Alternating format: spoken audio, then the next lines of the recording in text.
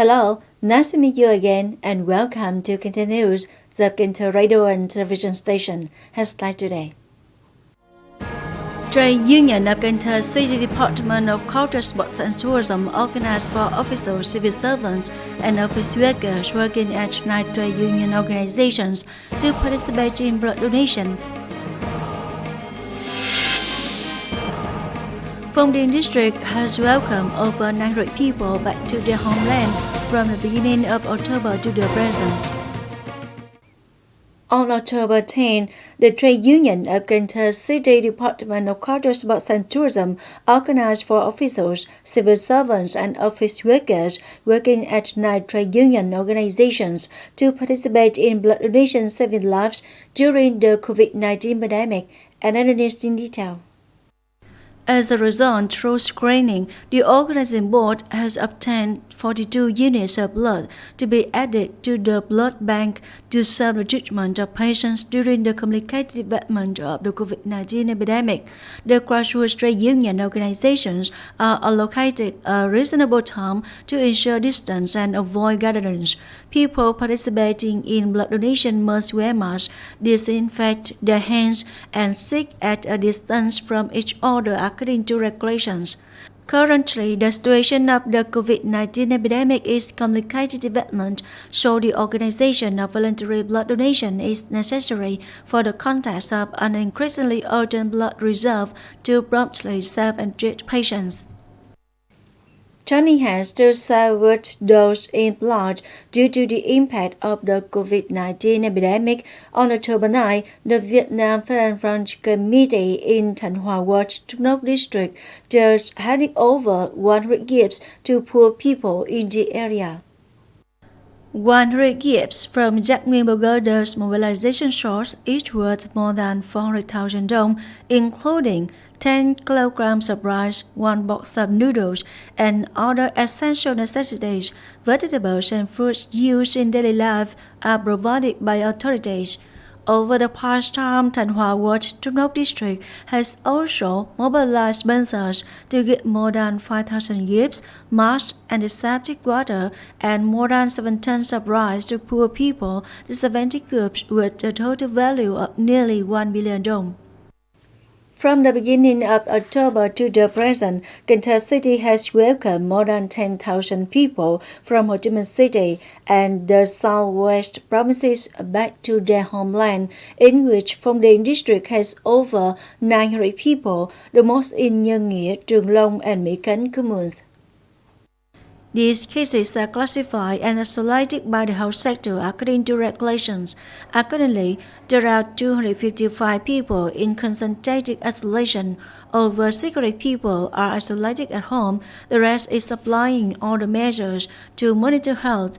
The district also activated nearly 100 community COVID-19 groups to participate in the management and supervision of isolated cases at home, and at the same time providing food and necessities for these cases to help them stabilize their lives. Moving on the other news, the district party board's propaganda education cooperated with the political center of Phong Điền district to organize a workshop on the reality and solution to mobilizing people to participate in health insurance. In the speeches of delegates analyzed the reality, gave lessons learned, and proposed good solutions to mobilize people to participate in health insurance in the coming time. It is known that every year, Phong Điền campaigning for universal health insurance has reached and exceeded the assigned target. As of September 30, 2021, the district's total health insurance coverage rate reached 74.28%, and more than 16,000 people had to be mobilized to reach 91% of the plan. Along with implementing the demolition movement of exemplary veterans, the veterans associations at all levels in Bình Thủy district have done well in mobilizing members to help each other develop the economy and reduce poverty sustainably. Over the past 5 years, the District Veterans Association at all levels has mobilized internal capital of nearly 4.5 billion dong, profit-free revolving capital of more than 13 billion 400 million dong have been members' families to borrow for production, cultivation, animal husbandry, business, and so on. At the same time, coordinate with other branches and levels to provide vocational training for over 500 veterans, veterans' relatives, mobilized to support the construction and repair of 106 houses for veterans with housing difficulties, with a total amount of more than 3.9 billion dong. Up to now, members from wealthy households account for 74%. With passion, effort, and clear-headedness in both cases farming and tourism exploitation, Lee Văn Bon, usually called Bảy Bon, living in area number 1 Sơn Islet, Bồ Nghĩa Ward, Bình Thủy District, Cần Thơ City, has been honorably present in the list of 63 farmers who get the title of Excellent Vietnamese Farmers in 2021. This is not only the joy of his own, but also the pride of Cần Thơ City farmers. More to follow in this following reporting.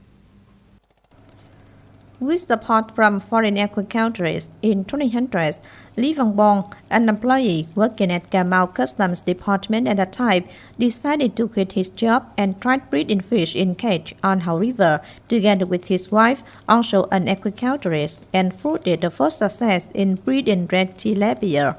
In 2012, Bảy Bon was the first person in Mekong region who bravely tested breeding spotted knifefish as VGAP standard. He was also leading in testing some other fish that has high economic value like Siamese giant carp, river dolphin, giant pangasius, freshwater eel. I have also tested breeding Australian rubber to see whether it can adapt to climate change conditions or saline intrusion. This species of fish can live in the salinity of 4 to 5 parts per thousand and in fresh water as well. Before COVID-19 epidemic, every year, Bảy Bon fish wraps could supply around 900 tons of various species of fish, 80% of them are knifefish. Especially in 2016, Bảy Bon bravely capitalized in building an establishment that produces hygienic knifefish products as HACCP standard. This brings him the yearly income of billions of Vietnam dong.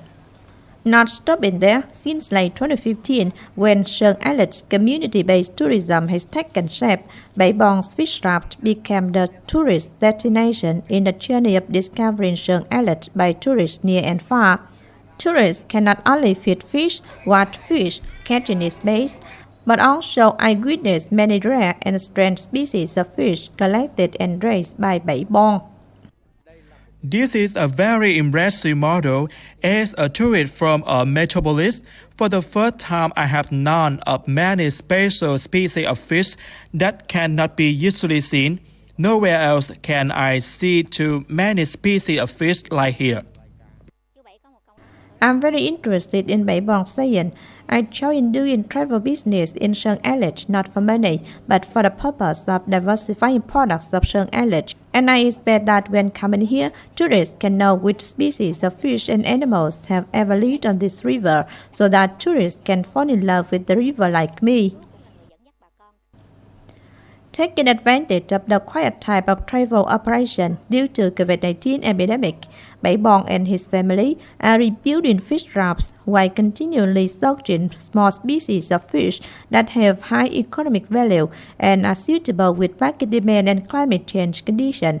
For this passion and unceasing efforts, Lee Văn Bon is one of 63 farmers nationwide who have presented the title of Excellent Vietnamese Farmers in 2021. Having been close with the fish rafts for more than 20 years, Bảy Bon has clearly known of features of each of species of fish on Hậu River. He also hopes that he will be able to turn his fish rafts into a miniature freshwater fish conservation area, so that whenever coming here, tourists can get more understanding and have more love for the land and people of Cần Thơ.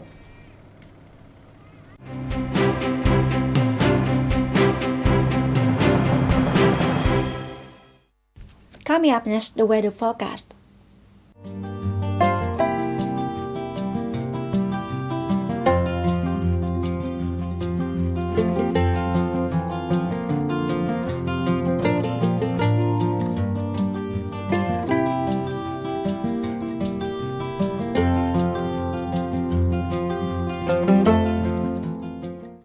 That's all for Cần News of Cần Thơ Radio and Television Station. Thanks so much for your attention. Please visit us on website kenthtv.vn. Bye for now.